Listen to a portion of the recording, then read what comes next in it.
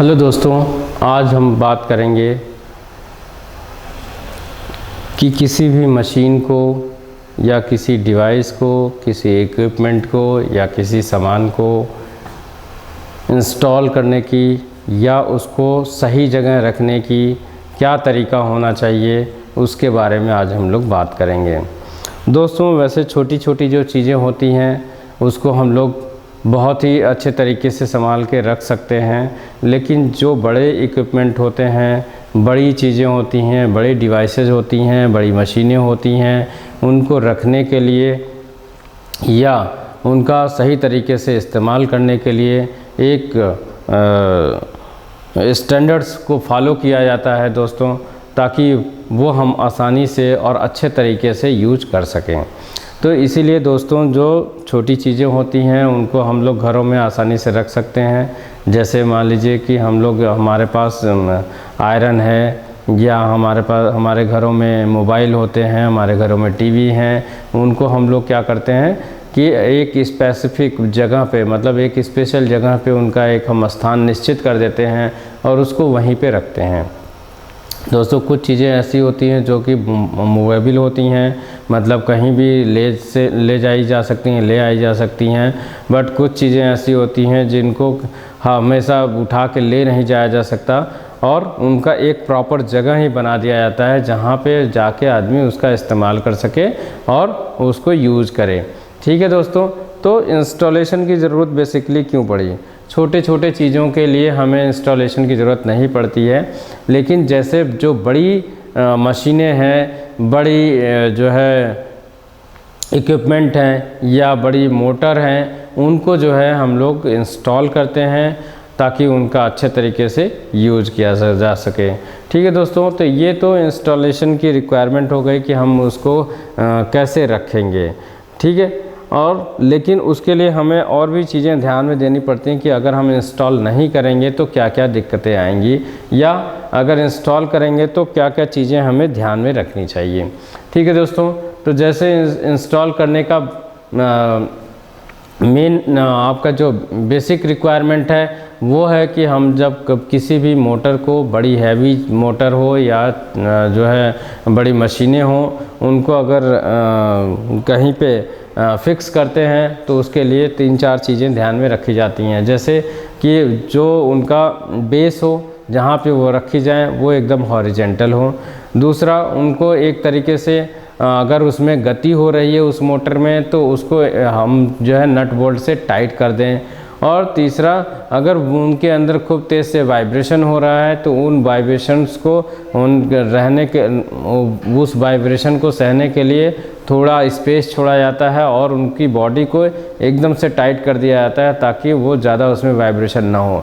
अगर इस तरीके चीज़ों को हम ध्यान में देंगे तो हमें ये पता चलेगा कि दोस्तों जो हमारा मशीन है वो बहुत अच्छे तरीके से यूज होगा और बहुत अच्छी जगहों पे जा सकता है, मतलब बहुत अच्छे तरीके से यूज कर सकते हैं और उसका इस्तेमाल कर सकते हैं। ठीक है दोस्तों, तो हम इस इंस्टॉलेशन का मेन पर्पज़ यही है कि हम उसको अच्छे से इस्तेमाल करें।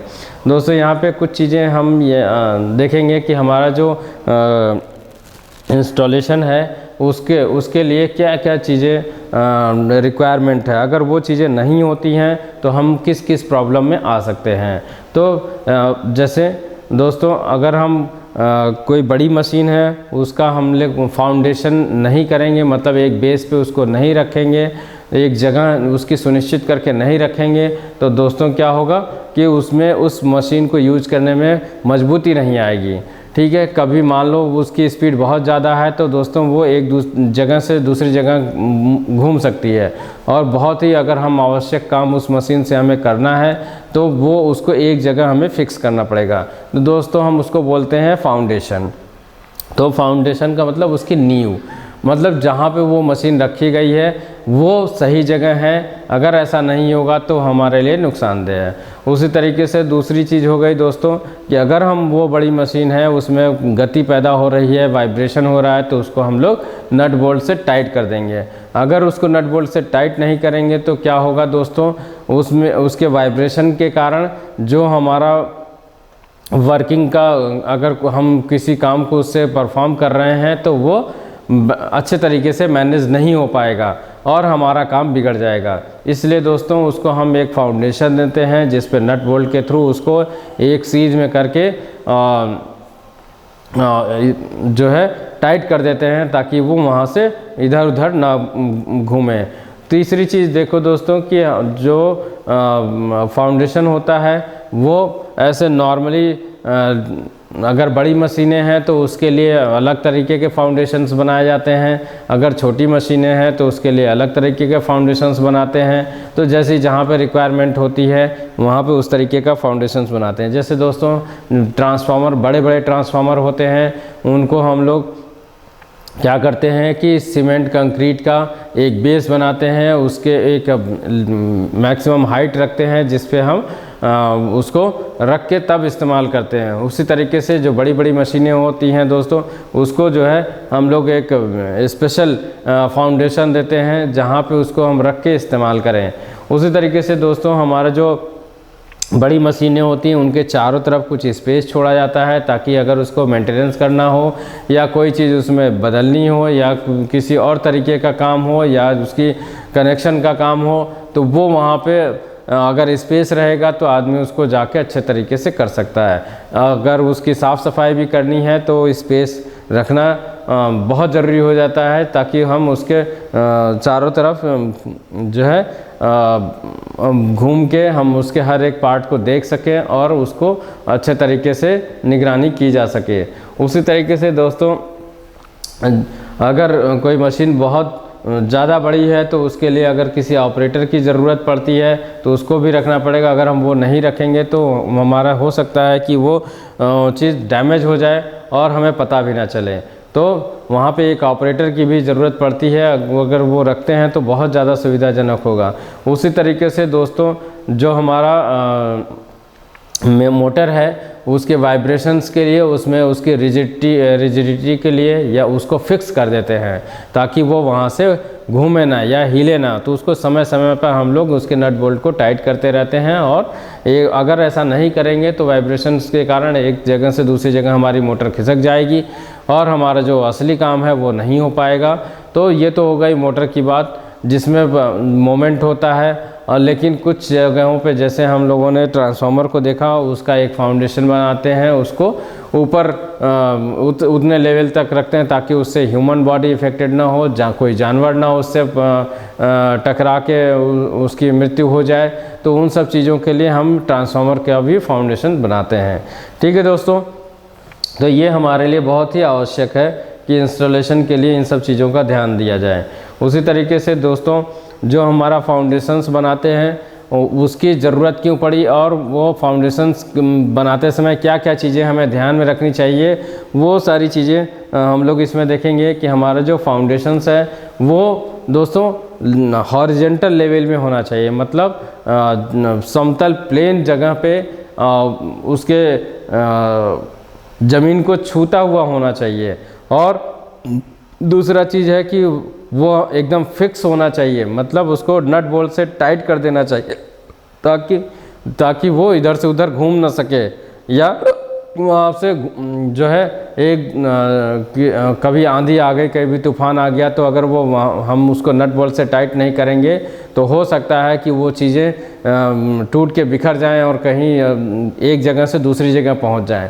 तो उसके लिए दोस्तों उसको नट बोल्ट से टाइट कर दिया जाता है, रिजिड कर दिया जाता है। उसी तरीके से दोस्तों अगर उसमें वाइब्रेशन हो रही है तो हमें ये देखना है कि वाइब्रेशंस के लिए हम उसको जो नट बोल्ट लगाए हैं वो अच्छे तरीके से टाइट है कि नहीं टाइट है, या उसको वाइब्रेशन फ्री अगर रखना है तो हमें उन चीज़ों को भी ध्यान में देना पड़ता है।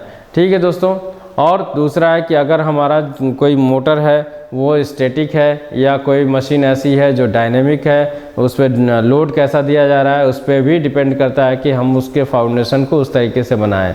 उसी तरीके से दोस्तों हम ये कह सकते हैं कि हमारा जो कभी कभी मोटर को मोटर में फॉल्ट आ जाए उसको वो ना आए उसके लिए हम लोग क्या कर सकते हैं, उसके सरफेस को बहुत अच्छे तरीके से प्लेन करके सीमेंट कंक्रीट लगा के उस पर रिजिड करते हैं। ठीक है दोस्तों, और उसकी बॉडी में कहीं क्रैक ना आए, कहीं आंधी तूफान से या किसी हैवी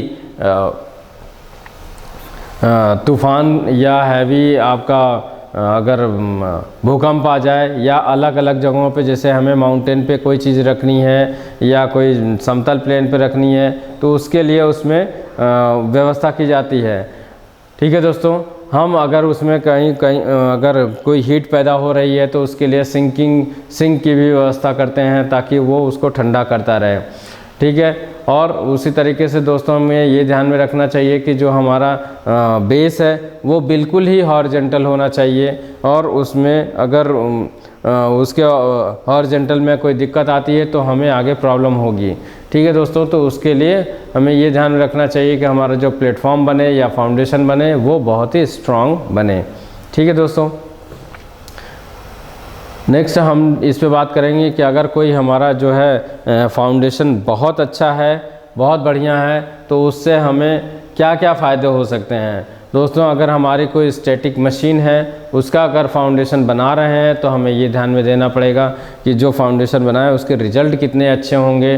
तो हमें जैसी हमें आवश्यकता है उस तरीके का रिज़ल्ट मिले, इसलिए हम फाउंडेशंस को बनाते हैं। दूसरा दोस्तों, अगर हम कोई ट्रांसफार्मर बना रहे हैं तो वो उसका फाउंडेशन अगर प्लेन ज़मीन पे लगा हुआ है या किसी हाइट पे लगा हुआ है दोस्तों, तो उसमें कहीं तिरछा तो नहीं हो गया है। अगर किसी हाइट पे लगा रहे हैं, दो खंभों के बीच में लगा रहे हैं, तो उसमें ये देखना चाहिए कि वो एकदम हॉरिजॉन्टल लगे, मतलब ज़मीन के सतह के पैरेलल लगे, वो समांतर रहे, ताकि उसमें कोई भी टिल्ट ना आए। नहीं तो वो किसी भी हल्के से हवा के झोंके से भी अगर गिर सकता है और नुकसान पहुंचा सकता है। उसी तरीके से देखते हैं कि जो हमारा मान लो एक एग्जांपल जैसे ट्रांसफार्मर लिया, तो उसके जो डोर हैं, उसके पिल्थ जो हैं वो अच्छे तरीके से उसमें लगे हैं कि नहीं लगे हैं, उसको भी ध्यान देना चाहिए ताकि वो हमारा सही समय पर हम उसको चेक करते रहें ताकि वो हमारे ट्रांसफार्मर को नुकसान ना पहुंचाए। ठीक है दोस्तों, अगर उसी तरीके से हम ये देखें कि हमारा जो ट्रांसफार्मर की कैपेसिटी है वो अगर फाउंडेशन सही है तो कैपेसिटी के हिसाब से कितने कैपेसिटी का हमारा ट्रांसफार्मर है, लोड के हिसाब से, उसके साइज़ के हिसाब से उसका फाउंडेशंस बनाया जाता है ताकि वो आसानी से ऑपरेट किया जा सके। ठीक है दोस्तों, उसी तरीके से अगर हमें कहीं पे ज़रूरत पड़ी है तो हम वहाँ पे जो है फाउंडेशन को अगर अच्छा रखेंगे तो कभी किसी चीज़ से धक्का लग गया या कोई गाड़ी और वैन अगर मूव कर रही है तो उससे उसको नुकसान ना पहुँचे या वो गिर ना जाए। ठीक है, तो इस तरीके से हम ये कह सकते हैं कि फाउंडेशंस हमारे लिए बहुत ही ज़्यादा रिक्वायरमेंट है। ठीक है दोस्तों, हम नेक्स्ट में बात करते हैं। Thank you.